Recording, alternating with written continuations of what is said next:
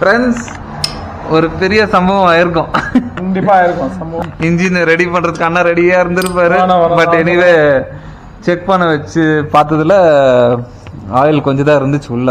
So அதை வந்து இப்போ டாப் அப் பண்ணி அதில் என்னென்ன ஆயில் போட்டேன்னா ஆக்சுவலாக 6000 ஓடிடுச்சு. 6000 ஓடி அது வரைக்கும் நான் செக்கே பண்ணல. எப்போ சேஞ்ச் பண்ணேன் லாங் ரைடில் போயிட்டு வந்தேன். ஷெல்ல ஒரு வாட்டி செக் பண்ண வச்சு கரெக்டாக இருக்குது ஓட்டுங்க அப்படின்னா அதுக்கப்புறம் செக்கே பண்ணல நான். சரி 6000 ஆச்சு, சரி உங்கள்கிட்ட செக் பண்ணிக்கலாம்னு சொல்லி பண்ணா.